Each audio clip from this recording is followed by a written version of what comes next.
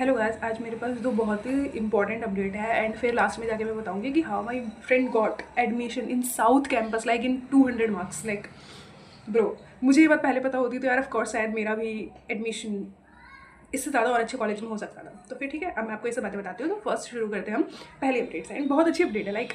तो पहली अपडेट तो ये है कि जो लोग बोल रहे हैं कि भाई मेरे कम नंबर आए इतने कम नंबर आए, मेरा हो जाएगा नहीं हो पाएगा, तो यार तुम लोग टेंशन मत लो अभी, क्योंकि अभी कुछ भी नहीं हुआ है। अभी फाइनल मार्क्स आना बाकी है, आंसर की जो चैलेंज हुई हैं वो अभी सही होकर तुम्हारे मार्क्स आना बाकी है। तो फिर इन सब चीज़ों की टेंशन मत लो। पहली बात, जो लोग बोल रहे हैं कि भाई हमारे नंबर नहीं आए, कंपटीशन 15 लाख बच्चों ने फॉर्म भरा है। इसका मतलब ये नहीं कि 15 लाख के 15 लाख सारे इस कंपटीशन में हैं।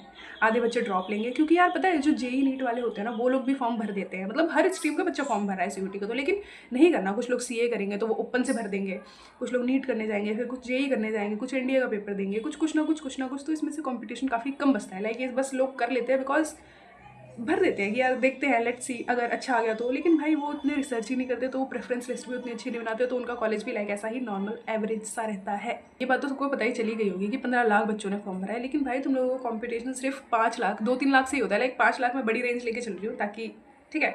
लेकिन 1-2 लाख बच्चों से ही तुम्हारा कॉम्पिटिशन रहेगा, क्योंकि आधे बच्चों की तो डॉक्यूमेंटेशन गलत हो जाएगी। आधे बच्चे यार अलग अलग कॉलेजेस को लाइक टारगेट करते हैं कि भाई हम अलीगढ़ यूनिवर्सिटी ले लेंगे या फिर अपनी बीएचयू ले लेंगे। तो ये सब चीज़ें लाइक वो लोग सोच के रखते हैं कि यार ये घर के ज़्यादा पास है, उनके वहाँ पे उसकी ज़्यादा रेपुटेशन होती है। हर बंदा दिल्ली नहीं आना चाहता। और दूसरी बात ये है कि भाई आधे बच्चे अपने डॉक्यूमेंटेशन में गलती कर देंगे, वो डॉक्यूमेंट ही सही से नहीं कर पाएंगे कंप्लीट, एंड कुछ लोगों के वेरीफाई ही नहीं हो पाते टाइम पे, तो फिर उन लोगों के फॉर्म अपने आप रिजेक्ट हो जाते हैं। ठीक है, there are many multiple things.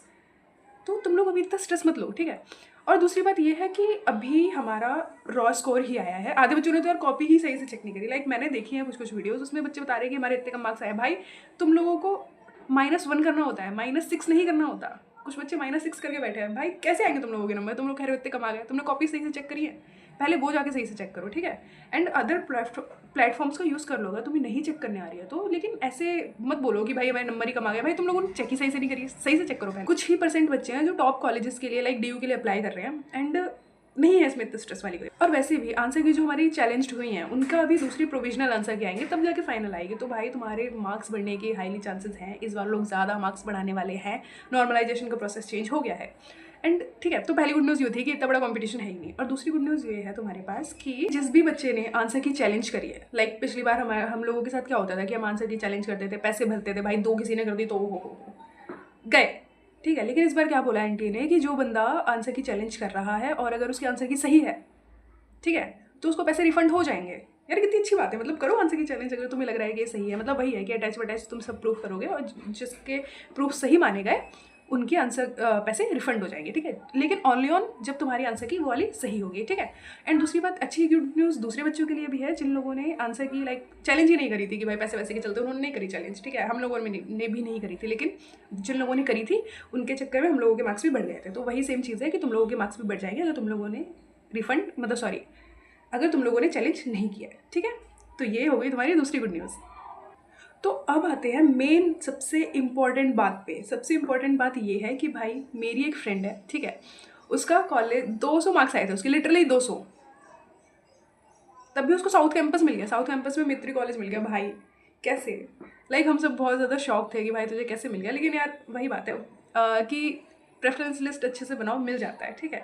अगर तुम्हें चाहिए कि उसने कैसे प्रेफरेंस लिस्ट बनाई थी या फिर उसके जैसे हम कैसे बना सकते हैं, आप लोगों को भी 200 में कैसे चाहिए, तो वो सब मैं आपको डिटेल में बता देती हूँ। लेकिन ना जैसे कुछ कॉलेजेस होते हैं जो जैसे कि 400 से अगर नीचे मार्क्स है तुम्हारे, तो मतलब इसे लो ही कहते हैं लोग। लेकिन आई डोंट थिंक, क्योंकि यार इसमें भी कॉलेज मिल जाता है, मिलने वालों को 86 में भी कॉलेज मिल जाता है, ठीक है।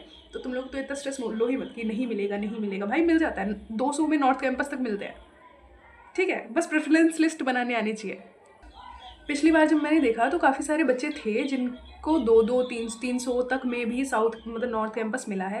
लाइक अगर तुम कुछ स्पेसिफिक प्रोग्राम्स होते हैं, मैं आपको अभी बता देती हूँ, जैसे कि फिजिक्स ऑनर्स हो गया, केमिस्ट्री ऑनर्स हो गया, ठीक है। इन सब में तुम्हें आराम से मतलब 200 तक पे नॉर्थ कैंपस मिल रहा है। नॉर्थ कैंपस हिंदू हंसराज मिल रहा है भाई 200 नंबर पे। सम कॉलेजेस लाइक ज़रूरी नहीं है तुमने पीसीएम किया हो, पीसीबी किया हो तभी तुम्हें अच्छे कॉलेजेस मिलेंगे। यार मैं कुछ ऐसे कॉलेजेस के नाम बता दे रही हूँ जिसमें तुम्हें 400 से नीचे 500 से नीचे की रेंज में तुम्हें अच्छे खासे कोर्सेज मिल सकते हैं, ठीक है।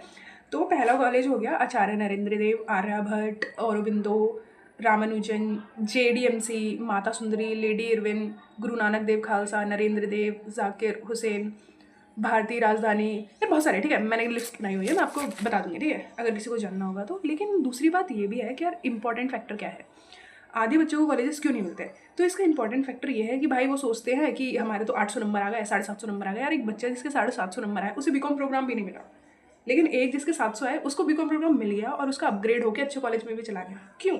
क्योंकि ना आधे बच्चे से दिक्कत करते हैं। मेरी खुद की फ्रेंड ने सिर्फ 30 प्रेफरेंस लिस्ट भरी है, वो भी किसकी?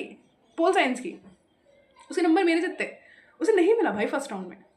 तो ये सब चीज़ें बहुत ज़्यादा सोच के भरनी होती हैं कि हम बहुत लंबी प्रेफरेंस लिस्ट बनाएं कि मतलब यार हम उसमें नहीं ऐड कर सकते, बाद में जाके हमें उसमें से भी मिलना होगा तो मिल जाएगा। और DU पहले ही सारी सीट फिल कर देता है और सारे बच्चे एक्सेप्ट नहीं करते पहले, क्योंकि वो लोग सोचते हैं सेकंड राउंड में हमारी और अपग्रेड हो जाएगी।